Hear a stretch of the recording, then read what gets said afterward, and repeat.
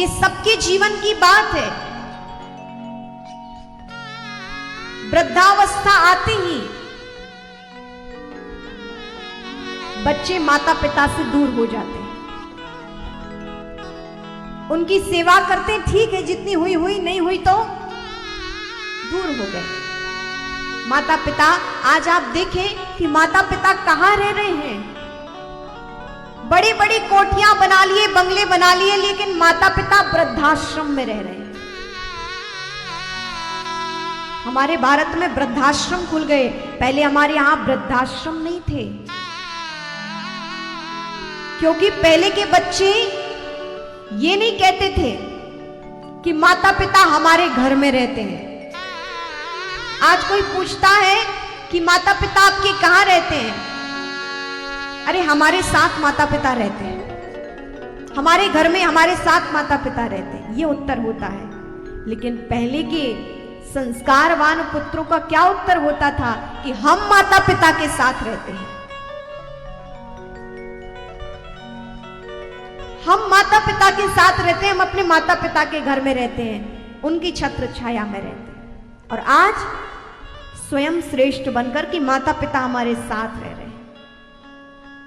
और इतना भी नहीं है, स्वयं के लिए गाड़ी है, बंगला है, नौकर है, चाकर है, लेकिन माता पिता वृद्धाश्रम में है।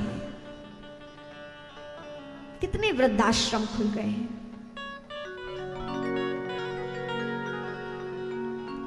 सेवा घर में नहीं हो रही है। आज सबसे ज्यादा दुखी है वृद्ध लोग, अपने परिवार में सबसे ज्यादा दुखी है बुजुर्ग लोग, माता पिता, सास ससुर। क्यों? क्योंकि आज वो सम्मान नहीं रहा, और बिना माता पिता के आशीर्वाद के, बिना उनके सम्मान के आप जीवन में कुछ प्राप्त भी नहीं कर सकते हो। क्या कहा जाए इस समाज का।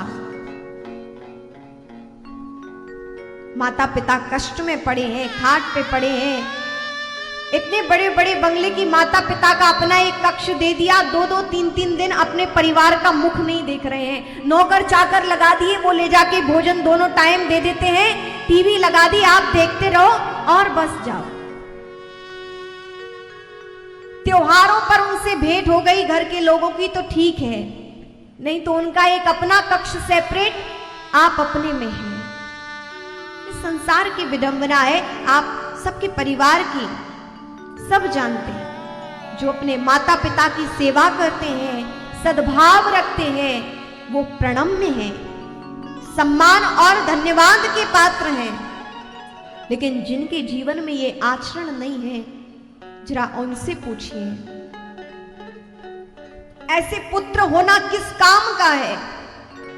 लोग कहते हैं पुत्र होता तो जीवन का तभी तरण तारण होता है, उद्धार होता है। समझ लें कि पुत्र उद्धार नहीं करता है, आपके स्वयं का भजन आपका उद्धार करता है। आपने जो परमात्मा के साथ अपना संबंध स्थापित किया है, जो आपने भगवान का नाम, भगवत भक्ति की है, वो आपका उद्धार करता है, पुत्र उद्धार नहीं करता। अरे आजकल के तो पुत्र पहले ही माता पिता को वृद्धाश्रम छोड़ जाते हैं। और एक आपको एक सत्य घटना बताएं, मध्य प्रदेश के एक परिवार की घटना। एक माता पिता ने जीवन भर मजदूरी करके अपने बालक को पढ़ाया। 2 बेटे उनके, पत्नी टीचर थी, जीवन पर्यंत उन्होंने खूब संघर्ष किया, अपने बच्चों को खूब पढ़ाया लिखाया। पिता भी छोटा मोटा पहले मजदूरी की, फिर व्यापार किया, धन का जो भी अर्जन किया, कभी अपने लिए सुख नहीं भोगा, कभी कोई अपने मन की वस्तु नहीं ग्रहण की, खुद के सुख के लिए कोई साधन नहीं जुटाए। बस ये चाहते थे कि हमारे बच्चे अच्छे से पढ़ लिख जाएं और वो एक अपने स्थापित हो जाएं,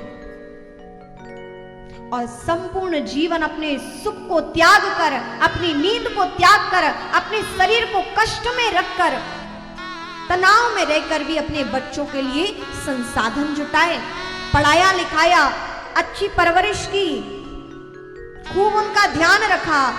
दोनों बच्चों को इतना पढ़ाया कि दोनों बच्चों की विदेश में नौकरी लग गई। अब माता पिता को प्रसन्नता हुई कि चलो अच्छी बात है, नौकरी लग गई। माता पिता ने कहा भी कि बेटा जितना हो सके यही नौकरी कर लो, कम से कम आंखों के सामने तो रहोगे, नजरों के सामने तो रहोगे। और माता पिता को सबसे बड़ा सुख है कि उसका पुत्र उसकी नजरों के सामने रहे, उसकी संतान उसके पास रहे, प्रेम पूर्वक व्यवहार करे। माता पिता को क्या चाहिए, घर के बड़े बुजुर्गों को क्या चाहिए आपसे? बस थोड़ा सा आपका प्रेम पूर्वक सम्मान और 2 वक्त का थोड़ा सा भोजन। और इस अवस्था में उनकी कोई कामना या रुचि रह भी नहीं जाती है। बस प्रेम पूर्वक सम्मान पूर्वक भोजन और थोड़ा सा उनको आपका समय चाहिए कि आप उनके पास बैठे कुछ चर्चा करें। इसके अलावा और कुछ नहीं चाहिए। लेकिन होता क्या है आप सब जान रहे हैं। क्या कहा जाए, कितनी विडंबना है। आज माता पिता कह देते हैं कि बेटा दवाई लिया ना। शाम को लौटते लौटते बच्चा जब उससे पूछा जाए कि दवाई लिया है तो अरे मां मैं आज भूल गया। आजकल के बच्चे वसीयत के पर्चे नहीं भूलते हैं, लेकिन दवाई के पर्चे भूल जाते हैं। वसीयत याद रहती है, लेकिन मां बाप की नसीहत याद नहीं रहती है। और देखिए ना, कोई आपको यदि आपका अपना छोड़कर चला जाए तो आप क्या करोगे? किसी ने इसी घटना को लेकर पूछा कि ऐसी स्थिति में जब आप दुख में हैं, आपका पुत्र या आपका परिवार वाला आपको छोड़ के चला जाए तो आप क्या करोगे? महानुभाव ने बहुत अच्छा जवाब दिया कि जो छोड़कर चला जाए वो कभी अपना नहीं हो सकता। जो छोड़कर चला जाए वो कभी अपना नहीं हो सकता, और जो अपना होगा वो कभी छोड़कर नहीं जाएगा। जो अपना होगा वो कभी छोड़कर नहीं जाएगा। और छोड़कर कौन नहीं जाता है? केवल और केवल परमात्मा, भगवान। अपितु सभी लोग एक ना एक क्षण छोड़ के ही चले जाते हैं या छूट जाते हैं। आयु आई तो पहले कोई स्त्री जाती है या पुरुष जाते हैं, कोई साथ में किसी के नहीं जाता। एक अवस्था में कोई ना कोई साथ छूट ही जाता है। लेकिन जिसका साथ कभी नहीं छूटता, आपके जन्म से पहले जो आपके साथ था, आपके जन्म होने तक जो आपके साथ है, आप जीवित हो जब तक साथ है, आप सो रहे हो, आपकी श्वासें जो चल रही है उसका ख्याल रखने वाले कि आप जीवित रहो, वो परमात्मा है। और मृत्यु के पर्यंत भी जो साथी है वो केवल और केवल परमात्मा है। सच्चा साथी परमात्मा है। और जिसने उन्हें अपना बना लिया वो ही आनंद में है। इसलिए बड़े बड़े महापुरुषों ने क्या किया? सच्चा साथी परमात्मा को अपना बनाया है। अपितु आप छोड़िए, जरा देखिए, यदि आनंद इस संसार में होता, सुख इसमें होता, वास्तविकता इस संसार में होती, तो बड़े बड़े महापुरुष घरों को त्याग कर, जीवन को, इस गृहस्थ को त्याग कर कंदराओं में ना बैठते, तपस्या ना करते। क्यों अपने शरीर को तपाते? क्यों अपने शरीर को कष्ट देते? अपितु यहां से कुछ अच्छा वहां मिल रहा होगा ना, यहां से ज्यादा दिव्यता वहां है ना, कुछ तो ऐसी परम विशेषता रही होगी ना, जो सब कुछ छोड़कर एकांत में जाकर बैठ के परमात्मा से संबंध स्थापित करके उनके भजन में लग गए।